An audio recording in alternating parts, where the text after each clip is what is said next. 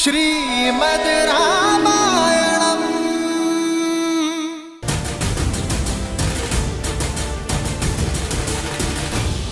पुत्री,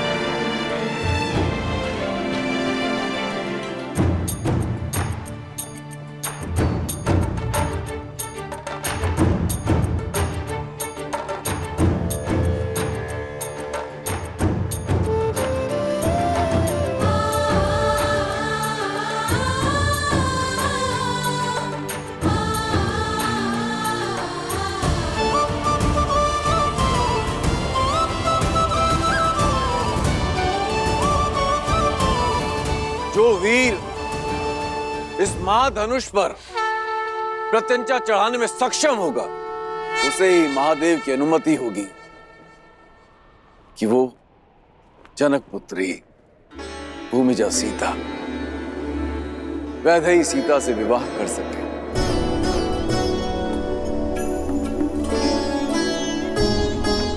ओम नमः शिवाय। नमे मव उतोत ईश्वे नमः। नमे ऊधने मामुतते नमः। ओम नमः शिवाय। हर हर महादेव।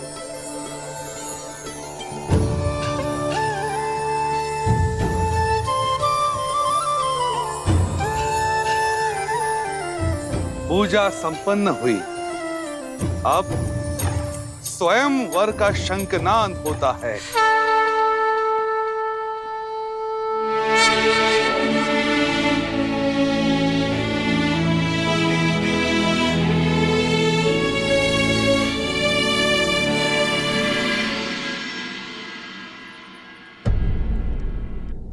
तुलसी और वटवृक्ष सबसे पवित्र भी हैं और महत्वपूर्ण भी। इसलिए आज हम तुलसी और सभी वटवृक्षों की पूजा करेंगे।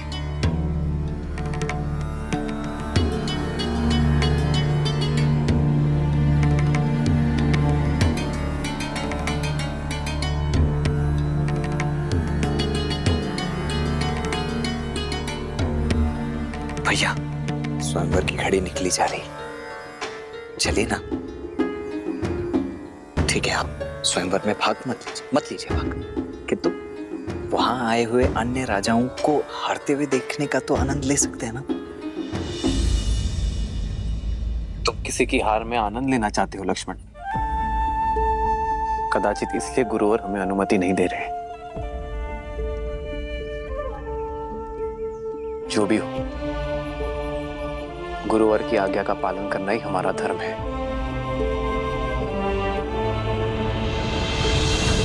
महाराज कीर्तिदेव, सच हैं आप? कब से मंत्रीवर? लंकेश की हार के बाद तो ये निश्चित है कि धनुष मैं ही उठाऊंगा। अब मैं सीता और पिनाक दोनों का स्वामी बन जाऊंगा। केवल पिनाक और सीता ही नहीं, फिर आप सभी 14 लोकों के स्वामी बन जाएंगे महाराज। शिव धनुष आपका हो जाएगा। इस संसार की कोई भी शक्ति आपके सामने नहीं टिक पाएगी। सबसे पहले पधार रहे हैं 12 युद्धों में विजय पाने वाले, सिंह और गज को अपने हाथों से संहार करने वाले, 24 पत्नियों और 100 पुत्रों के धनी, मार्तंड राज के शूरवीर, राजाधिराज राजा मार्तंड कीर्तिदेव।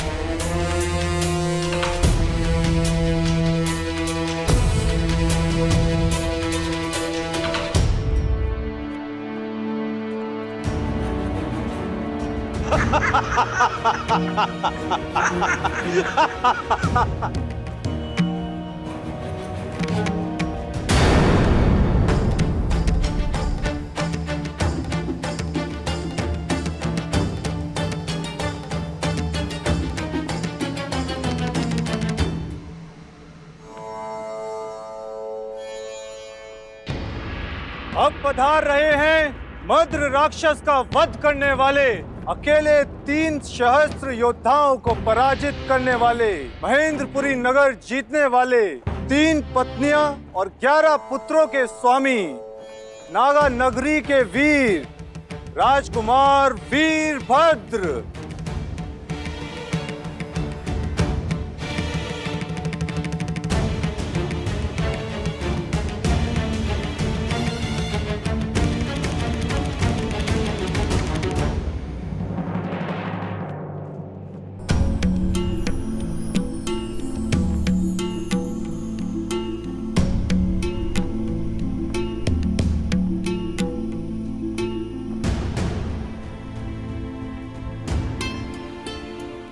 युद्धों के विजेता और उनमें जीती गई 232 राजकुमारियों के अंतपुर के स्वामी,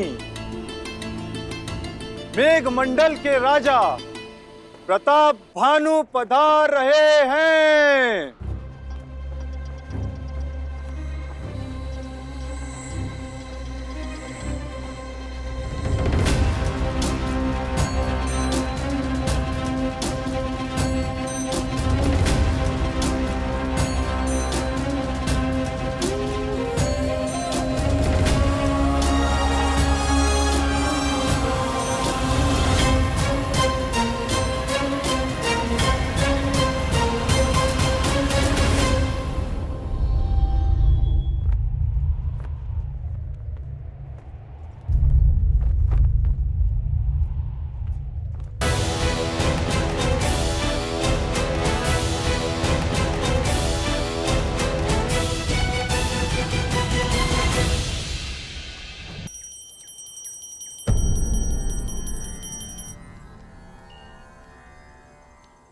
पूजा संपन्न हुई।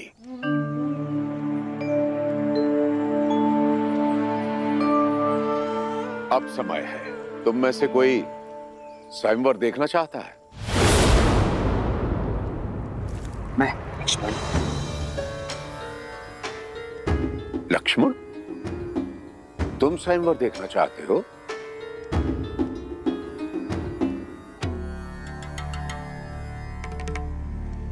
तो फिर ले चलो मुझे। क्षमा करें गुरुदेव, किंतु सही सुना तुमने, मुझे स्वयंवर स्थल तक ले चलो। अवश्य अवश्य गुरुदेव, आप पधारिए ना।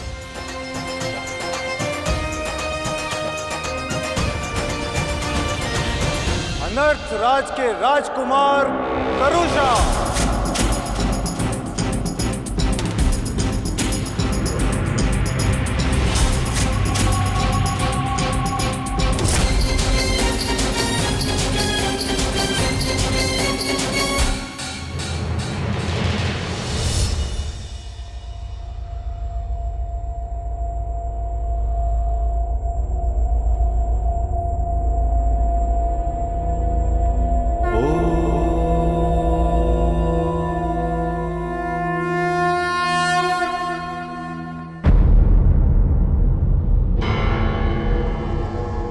मत्स्य राज नरेश, राजा सहज,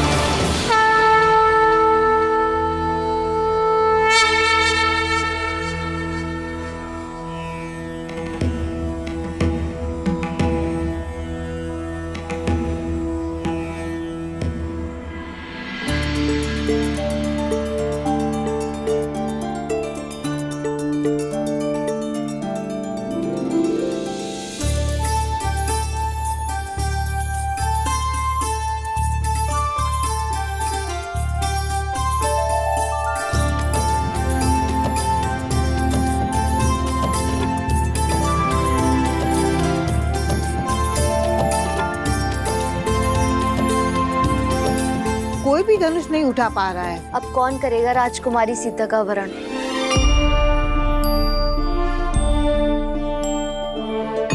मैंने तो कहा ही था, जब रावण हार गया तो ये स्वयंवर असफल ही रहेगा।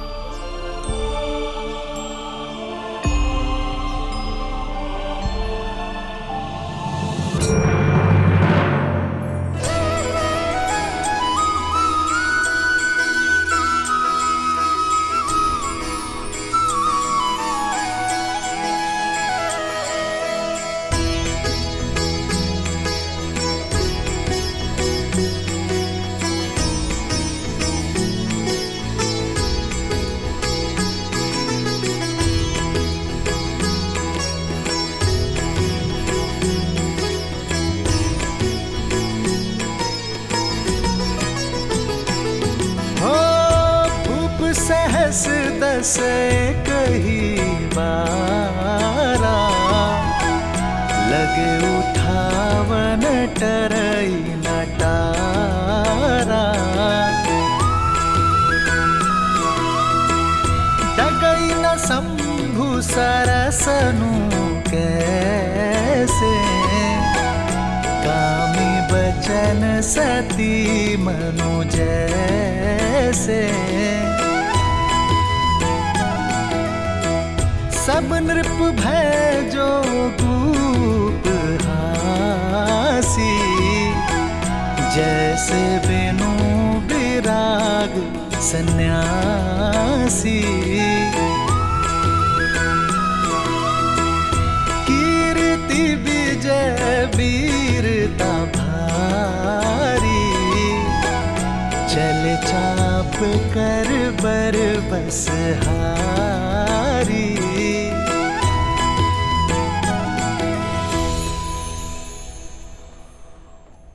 हमारी पुत्री के सम्मान के लिए रचा स्वयंवर तो हमारा उपहास बनता जा रहा है यार। इस धनुष को कोई नहीं उठा पाया, महाबली रावण भी नहीं। सीता के विवाह के लिए ऐसी असंभव शर्त क्यों रखी है आपने आर्य?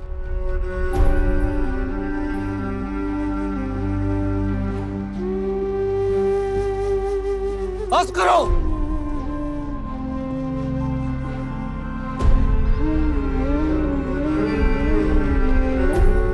मेरी पुत्री कोई वस्तु नहीं जिसे सब मिलकर बांट लेंगे।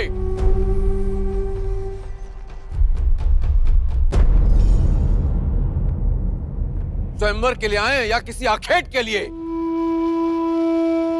लज्जा नहीं आई आपको इस प्रकार एक साथ आते हुए?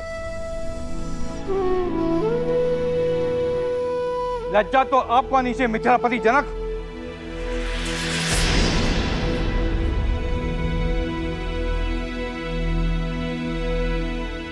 यह असंभव शर्त रखकर आपने हम सबका उपवास किया है। यह स्वयंवर नहीं, षड्यंत्र है हम सब कुलीनों के अपमान का। हम प्रतिशोध लेंगे।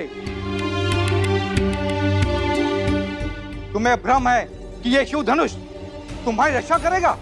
अब हमसे तुम्हें और तुम्हारे राज्य को कोई नहीं बचा पाएगा।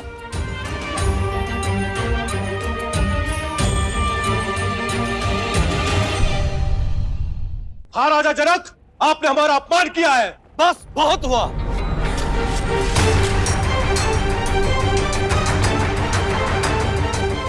मैंने सोचा था कि अपनी पुत्री का विवाह एक सिंह से करूंगा, नहीं जानता था कि इस सभा में सियार आएंगे जो स्वयंवर का अपहरण कर उसे बांटने की बात करेंगे। क्या भारतवर्ष में वीरों का अकाल पड़ गया है? क्या धर्म और कर्म के पथ पर चलने वाले युवक लुप्त हो गए हैं?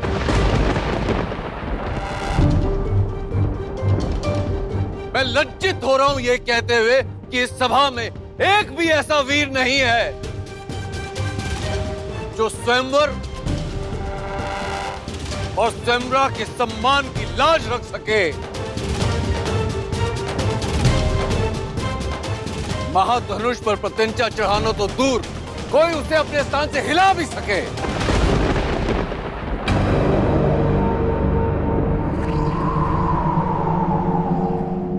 क्या है कोई ऐसा महावीर इस सभा में?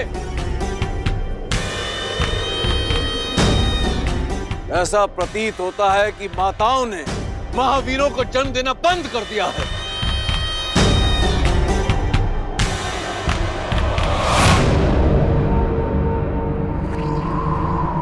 सावधान महाराज जनक, अपने शब्दों को मर्यादा की सीमा में रखिए। अब तक मैं अपने गुरुदेव और ज्येष्ठ भ्राता की गरिमा के कारण चुप रहा, किंतु अब जब बात मेरी जननी और जन्मभूमि पर आ चुकी है तो अब मैं मौन नहीं रह सकता।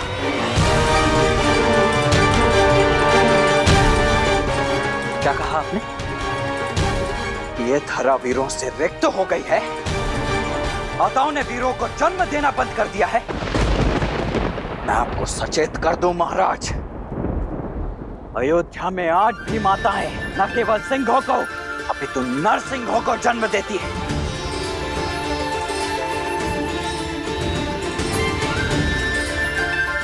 उसी पावन अयोध्या से आए हुए राजकुमारों की उपस्थिति में आपने अपने मुख से ऐसे शब्द निकालने का दुस्साहस कैसे किया?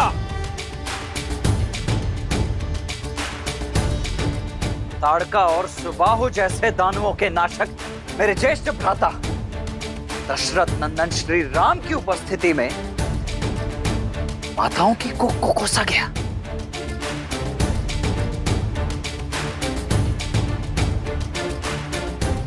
बस मात्र एक संकेत मिलने की देरी है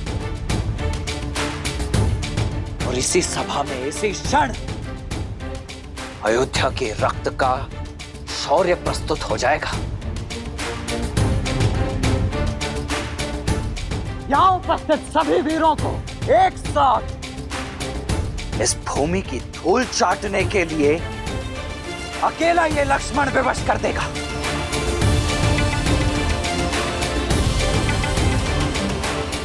आज्ञा दीजिए भैया कि अयोध्या के अपमान का इसी क्षण प्रतिकार ले सकूं।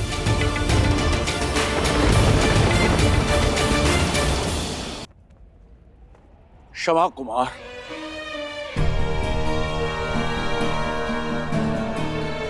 मेरी मंशा किसी को आहत करने की नहीं थी। यह आपका अपमान नहीं था, अपितु एक विवश, एक लज्जित पिता का विलाप था कि संसार क्या कहेगा। ज्ञान का गढ़ कहे जाने वाली मिथिला के राजा ने इतनी बड़ी मूर्खता कर दी।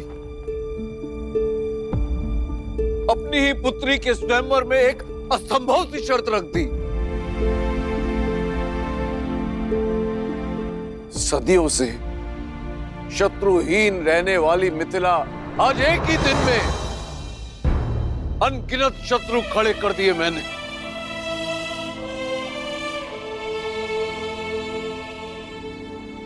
क्या महादेव पर विश्वास रखना मेरी भूल थी, या वो अपने भक्त की पीड़ा समझ ही नहीं पाया?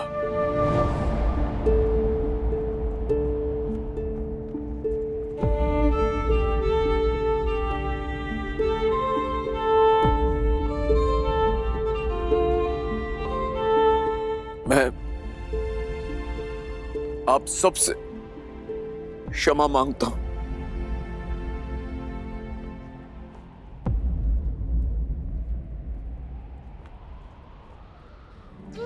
क्षमा। जिसकी रक्षा स्वयं पिनाक करता हो उसे क्षमा मांगने की कोई आवश्यकता नहीं है राजर्षि। महादेव के निर्णय पर आप संदेह करते हो। ना तो धरा ही वीरों से रिक्त है और ना ये राजसभा।